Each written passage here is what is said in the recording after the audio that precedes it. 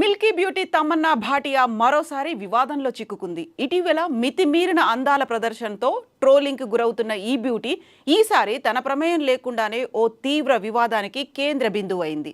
ఇంతకీ ఆ ఇష్యూ ఏంటంటే, గ్లామర్ డోస్ పెంచి ఈ మధ్య కాలంలో ఎక్కువగా వార్తల్లో నిలిచింది తమన్నా భాటియా. అయితే ఈసారి మాత్రం కొంచెం డిఫరెంట్ కథ.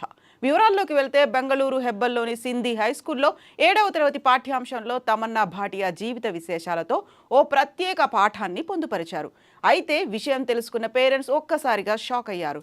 అదేమిటి, తమన్నా దేశం కోసం ఏమైనా చేసిందా, లేక ప్రజల కోసం ఇంకేదైనా చేసిందా అంటూ ఆగ్రహం వ్యక్తం చేశారు.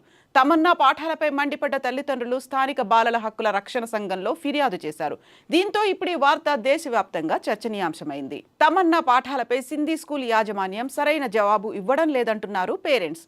సినిమాల్లో స్కిన్ షో చేసే తారలు పిల్లలకు ఎలా ఆదర్శవంతులవుతారని, వారిని చూసి విద్యార్థులు నేర్చుకునేది ఏముంటుందని పేరెంట్స్ మండిపడుతున్నారు. ఒకవేళ చెప్పాలనుకుంటే, సింధీ సమాజానికి సంబంధించి చాలా మంది గౌరవంగా ఉండే కళాకారులు, ఉన్నత స్థానాల్లో ఉన్నవారు చాలా మందే ఉన్నారని, వారి గురించి పాఠ్యాంశాలు పెడితే బాగుండేదని అంటున్నారు.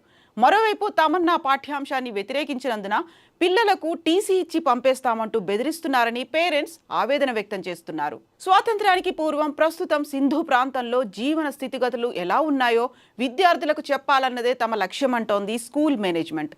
సింధు ప్రజలు మన దేశంలో ఎలా మమేకమయ్యారో తెలిపేందుకే ఆ పని చేశామంటూ పాఠశాల యాజమాన్యం సమర్థించుకుంటోంది.